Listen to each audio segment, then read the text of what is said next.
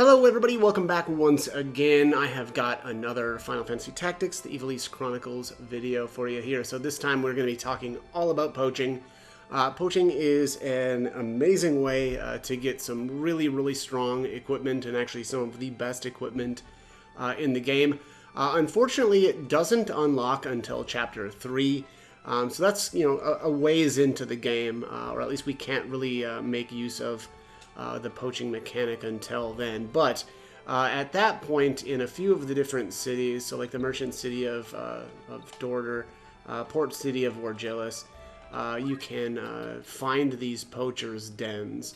And so, once you have actually poached some things, and actually let me, we'll go in here and just show you. So the thief is the one that has the poach ability.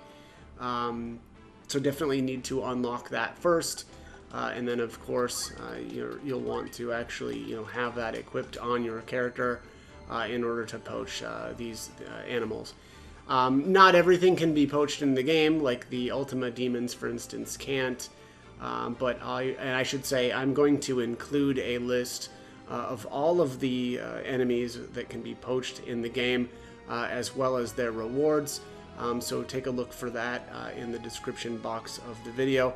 I'll actually go over some of that stuff as well here in a few minutes. But one of the most important things to keep in mind is just how to effectively poach, and really what I mean by that is namely how you get more monsters for poaching. Now you can certainly check. There's some lists of the different encounters in the game that you can get into and where the monsters will be at, but I don't generally think that that's a very good way to go about poaching. In my opinion, the best way to go about poaching is to actually invite monsters into your party and then have them breed. And I'll just kind of show you that process here. Alright, so here is a, actually I loaded up another save of mine, and I've got, quite a few different monsters here. I've got the pig enemies, I've got a couple of dragons here, and then I've got the tier 3 Minotaur, as well as the tier 3 Red Chocobo. But generally, like I said, what you want to do is go into the battles and recruit one of the monsters, and it can be a lower tier version of that monster. So, for instance, Red Chocobos do have a Brett as their poach. I can't remember. I think it might be their rare, though.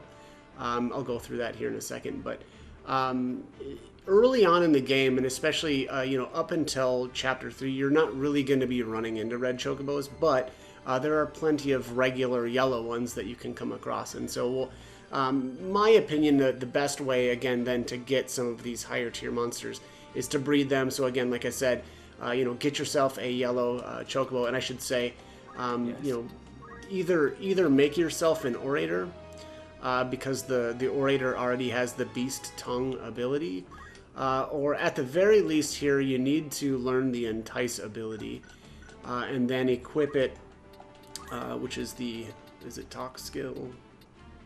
I'm sorry, it's speechcraft in this game. Equip the speechcraft ability, but keep in mind, if you're trying to recruit monsters, you need the beast tongue ability as well, and that is also learned from the orator. So I'll just show you here. There we have it, the beast tongue. Tame is another option that you can use. I don't really like this one that much, though. It says here, forces a critically wounded enemy creature to become an ally. That only works, of course, if the character that hits that enemy is able to drop them into critical status, and if they have the tame ability. So again, I don't really like that option. I would much more rather go with the entice option. And again, of course, if you are, for instance, I am playing as, or I've got Ramza as a ninja here, so he's going to need speechcraft, of course, the entice ability, and the beast tongue. Otherwise, you will have a 0% success rate if you do not have beast tongue. So again, just keep that in mind. Okay, so once you have recruited your monsters, you need to breed them. So usually what I do is pick 2 points that aren't going to have like random encounters in between. So like the Egros Castle and Zekden Fortress is great for this. right? Because you can just zip right back and forth. You'll never get into any random encounters. And that is how you basically get monster eggs, right? It's just passing time, essentially, while you have monsters in your roster. So, obviously, I've got 2 eggs right now. We'll just bounce back and forth here a couple of times. And there you have it. So, we've got a couple of new monsters. Unfortunately, though, it looks like I just ended up with a regular dragon here, which, you know, I don't think is worth keeping around. So we'll just keep going back and forth here. You know, one nice thing, though, about this version of the game is you don't necessarily have to pick 2 spots like this. You technically can do, like, Mandalia Plain here. And the reason why I mean, it's honestly not as annoying as it used to be in the other 2 versions of the game, because if you do trigger a random encounter at, like, this here, you can just leave right away. So... again, that's why this process is a little bit nicer in this version of the game. Again, of course, playing on the War of the Lions or the original PlayStation version, if you did run across one of these battles, you would have to do that. So, again, the process is just a little bit nicer here. I got a bunch of duds. So this is basically the Tier 1 Minotaur, and then I got a couple of, actually, yeah, it looks like 3... Tier 1 dragons. So, but yeah, this is basically the process. I'll try to get something at least, you know, that's not just a Tier 1. But, you know, unfortunately, though, that's just kind of how this process works. It does seem like, you know, getting, like, the Tier 3s is usually pretty rare. Well, here's finally, though, I got 2 Tier 3 dragons. You know, so... That's pretty much it. I won't do this anymore. Actually, let's pop this last egg open and we'll just see what we get. Yeah, got another regular dragon here. So, okay, so I just actually reloaded a save file here. I'm basically at the same-ish spot in the game, but at this point, I'll actually just show you the actual poaching process.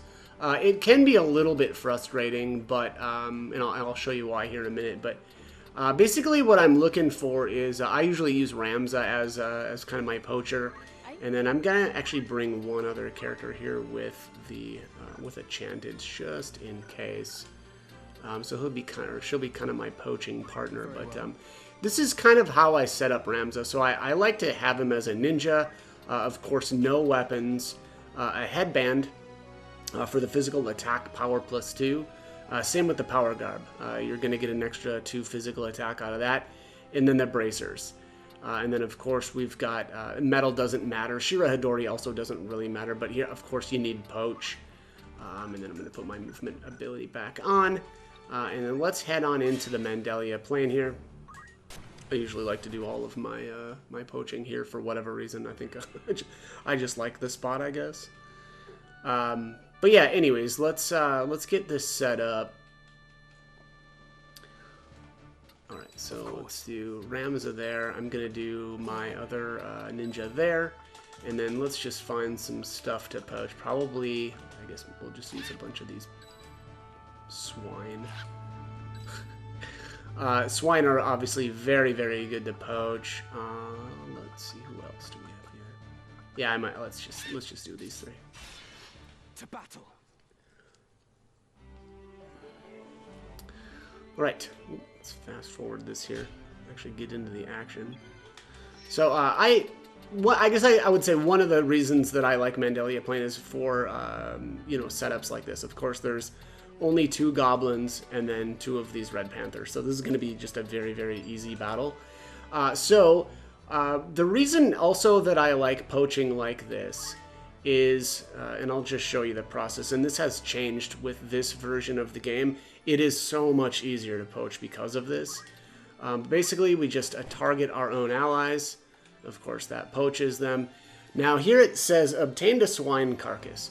Now, I know right now that that is just going to be the common, which is actually pretty good for the swine enemy, or the swine units, because the swine's normal poach is the chantage, which is very, very good. Honestly, one of the best, if not the best, accessories in the entire game. But if you don't want that, if you want to try to get the rare, all you do is reload your top save, because basically The game is saving, you know, immediately at the beginning of battle.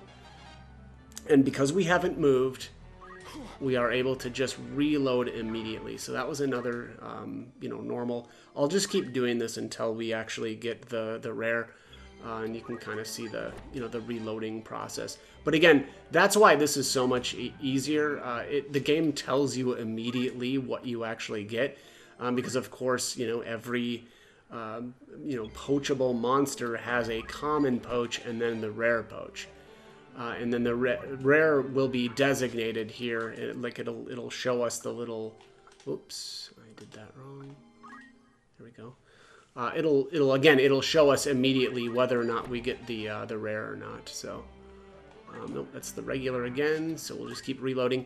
The reason why this works so well, though, right away is again because we're not moving. The game auto saves a little weird if you move and attack or take an action on your turn. And so, you know, as long as you only do one. And in this case, it's, you know, only attack. We can just keep reloading that save over and over.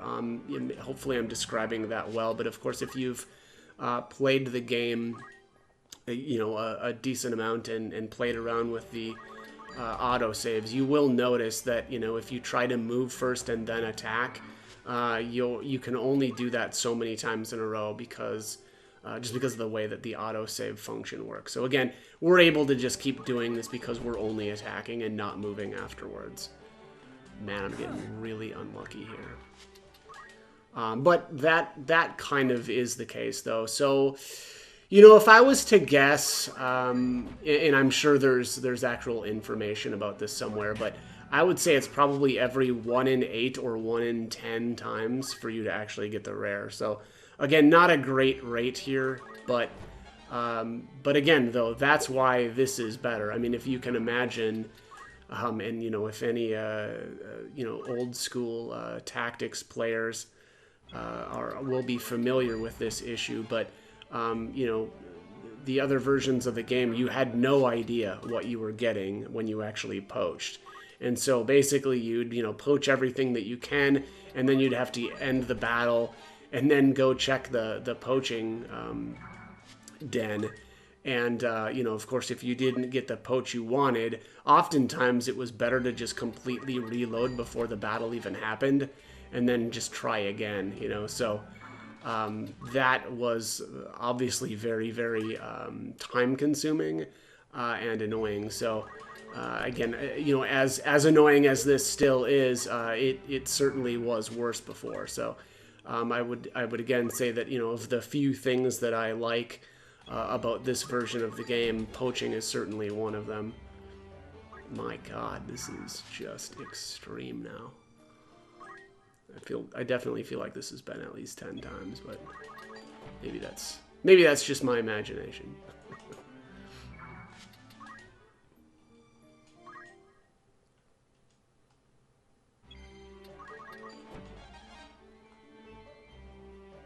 There it is, finally. So that's the rare. And again, you can see the 2 little stars by the, you know, the carcass. Of course, that designates the fact that you've got a rare. So that is it. Let me reload here an actual good save, and I'll just show you a lot of the really good rewards. But again, that's at least the process.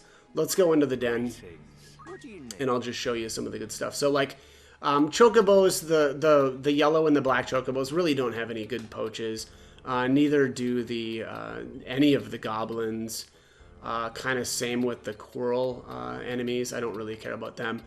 The Secret is the tier 3 Minotaur. These are okay. Not that big on their rewards here either, but they're okay.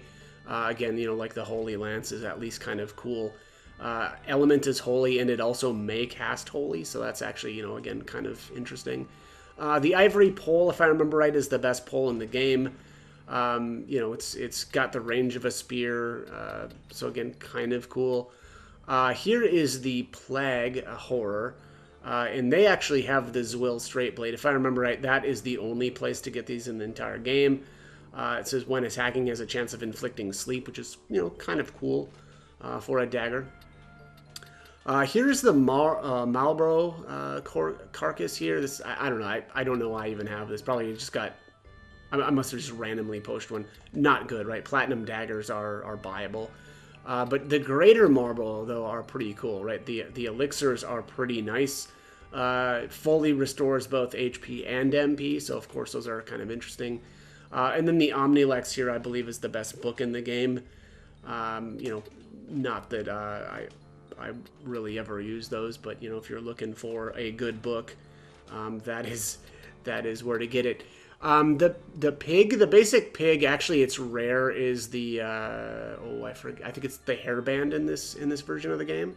It used to be called the Katyusha, so I always get a little thrown off here when we're talking about these items. But anyways, I'll go through the list here as well. But Chantage is one of the best, if not the best, accessories in the entire game. It says, while equipped, grants regen and re-raise. Basically, what that means is, when your character gets knocked out in combat, re-raise will basically resurrect them with a little bit of health when they get their turn again. And the crazy thing about the Chantage, though, is that's permanent. So anytime that character gets knocked out in battle, they will resurrect. So basically, when you have all of your characters with a Chantage on, the only way that you can actually lose the battle is if everybody is dead all at once. So they honestly break the game, in my opinion. It just becomes so easy once you've got once your characters have these. So again, very, very good item. I'll go over the specific battle because honestly, I think that of all of the poaches, this one is. You could argue that this one's the most important. And again, like I said, I'll show you the battle, like where you can actually get these early on in the game. Because of course these enemies, the pigs specifically, the only place to get them is for like a few places in the game, and the earlier that you get a hold of one of these pigs, the better. Wild boar, also ribbons.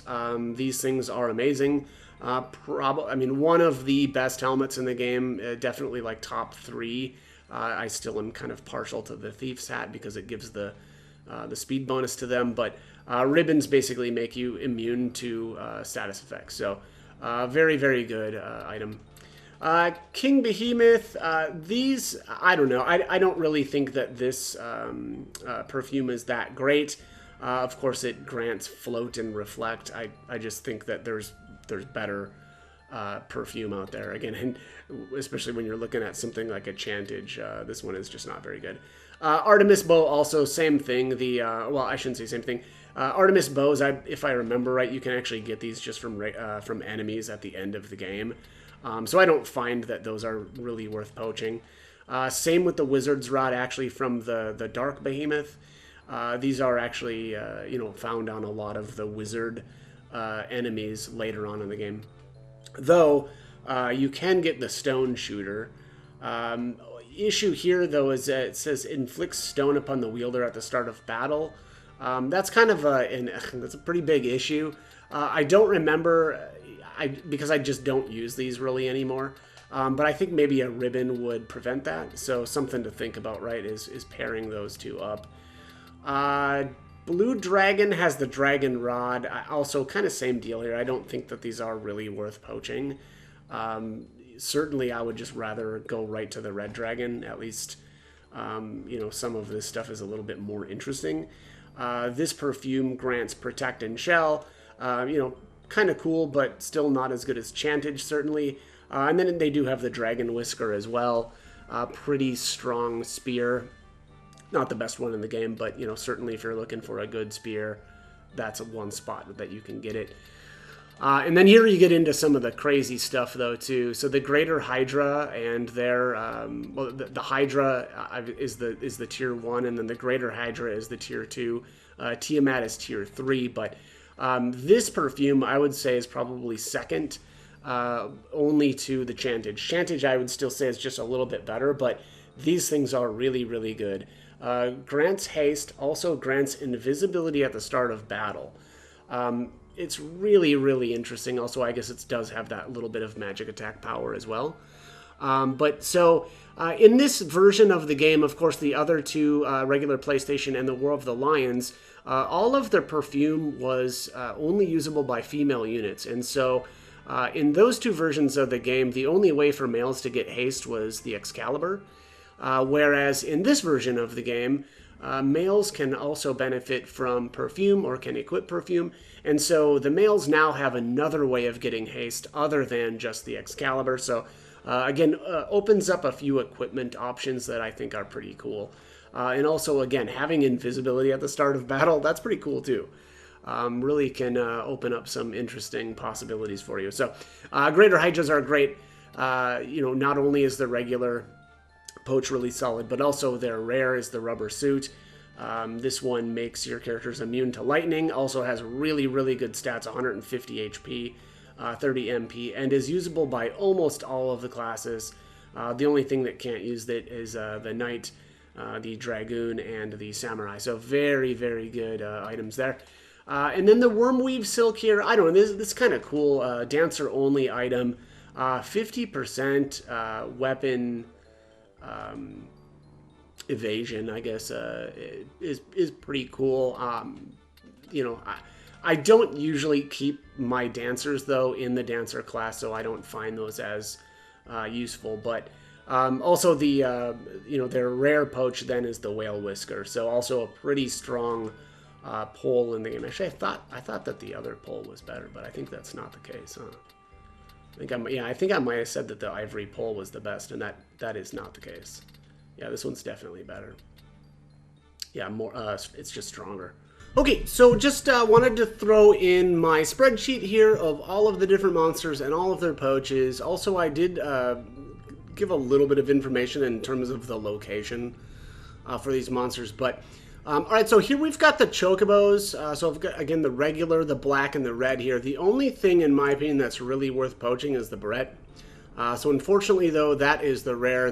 So this is the rare column here, whereas the common column is here. So I've got this as available right at Chapter 1 on the Mandalia Plains. Of course, you can get the Chocobo there. You can't get a red Chocobo, on the well, you might actually be able to later on. I don't remember. But basically what I did here was, being that you can get a regular yellow Chocobo right away in Chapter 1, I've only got that listed here, right? Because, again, I still think that the best way to do this is to then breed these monsters to get, what you want. In my opinion, again, in terms of poaching, it's not worth trying to hunt down the specific monster. It's just fill up your, roster. And I would say probably probably the best way to do this is to do one monster type at a time. I know I did have some footage there. I have had, a bunch of different monsters, but generally when I'm actually looking for things to poach, I don't load up my my roster with a bunch of different monster types, right? I'll just stick to Chocobos, breed a bunch of red ones, poach them, and then, just wipe everything else out and then move on to the next type of monster. So, anyways, the goblins are not worth poaching. They just don't have anything that's good. Whoops. Let me, I accidentally moved some stuff here. But yeah, like I said, the goblins are just not worth, poaching anything. Because you can get all of this stuff, or it's all buyable from the store. And I should say, the blue highlighted stuff, that's the stuff that you can't buy in a store, right, or in a shop normally. So those will be specific to poaching. Potentially, like the Barrette, technically there is one more that you can get from Elma if you take it from her when she temporarily joins your party. But again, if it's a blue highlighted item, that means that you can't buy it from the store. The Panthers, so same deal here.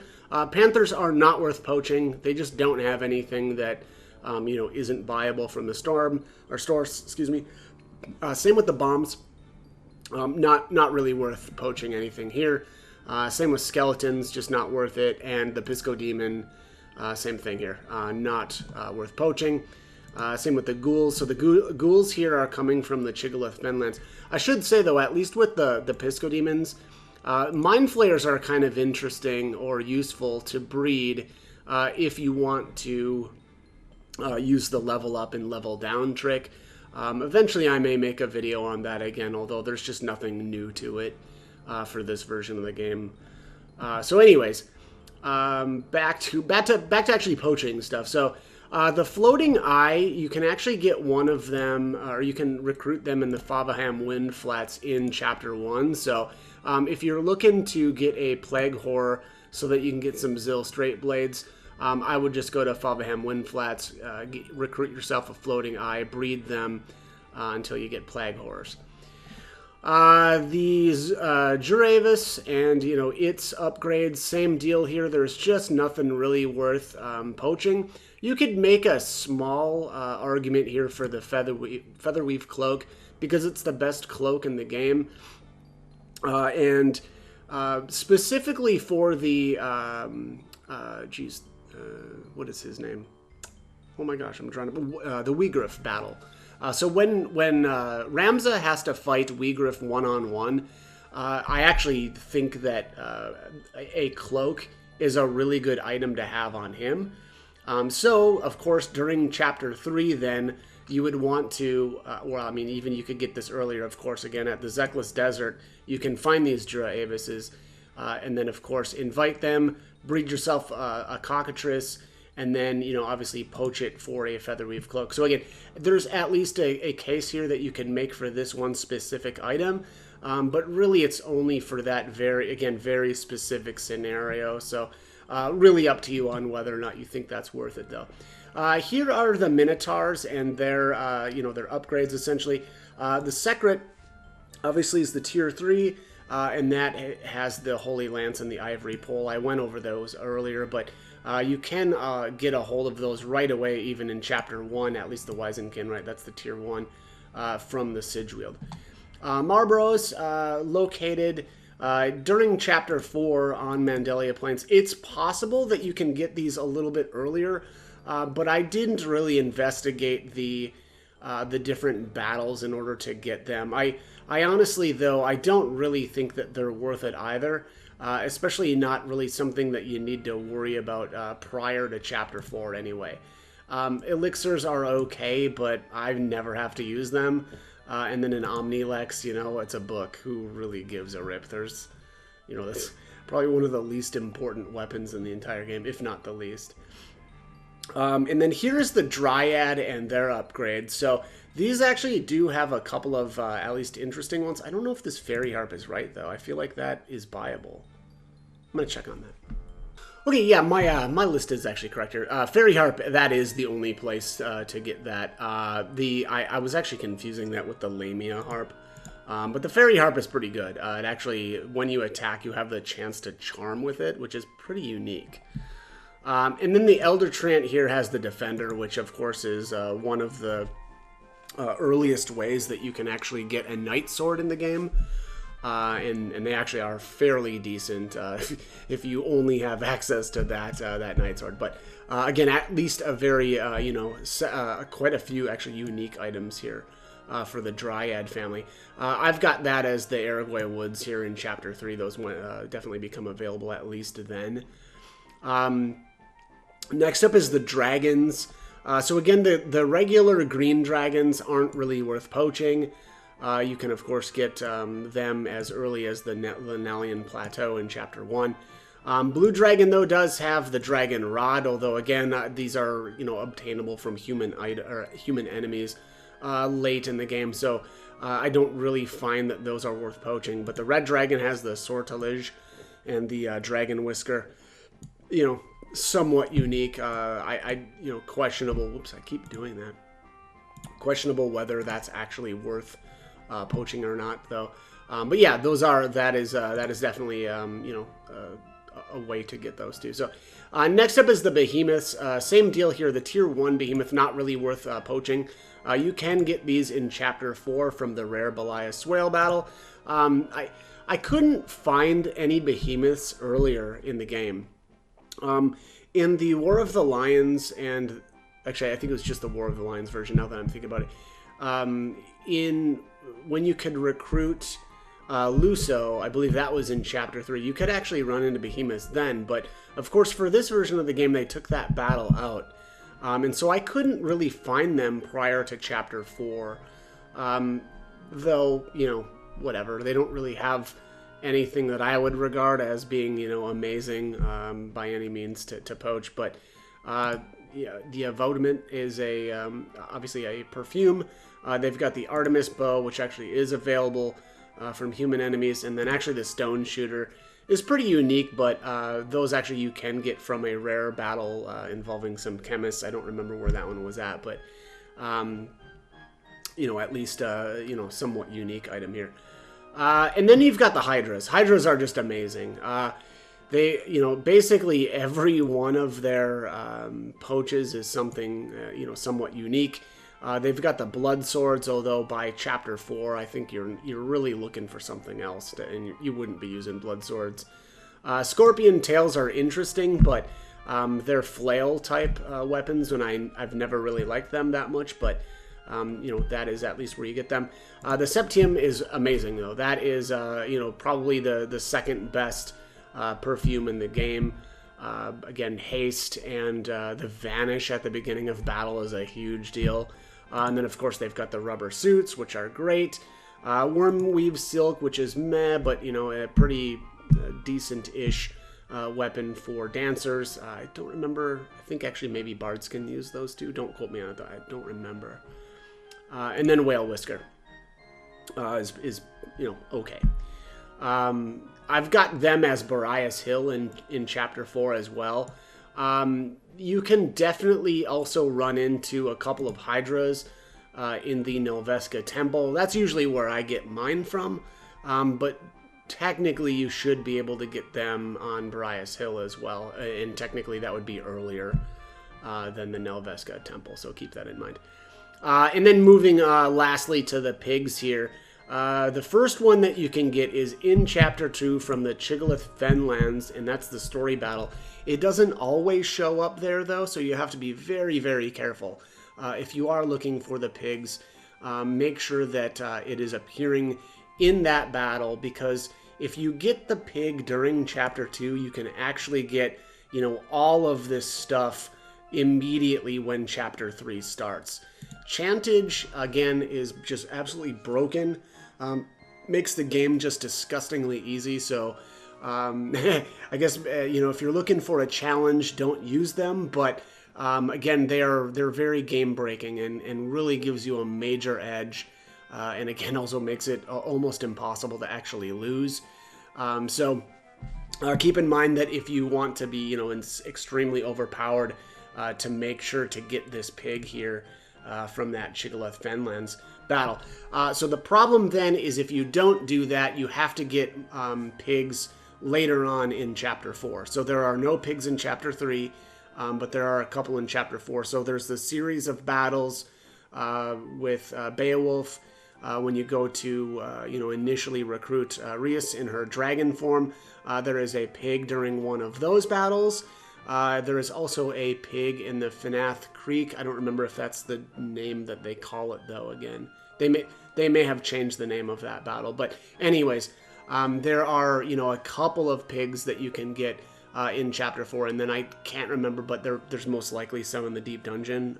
Or Midlight Steep, I guess is the name of it in this version of the game. So definitely a spot that, you know, easy-ish to get them in Chapter 4 as well. But you really, if you want to get a huge advantage, make sure that you get these during Chapter 2. So again, Hairband for the rare pig. And then you've got the Chantage, which is the common poach of the swine. The Nagra Rock, which is a kind of neat little sword. It doesn't really do much damage, but it can turn your enemies into frogs, which is kind of nuts. And then, of course, the Wild Boar has the ribbon, which is, you know, basically going to make you immune to status changes. And then you've got the Falling Star bag as well. So that is it. That is the list of all of the different poaches and kind of when you can kind of run into them. But as always, I hope the guide was helpful, and thank you for watching.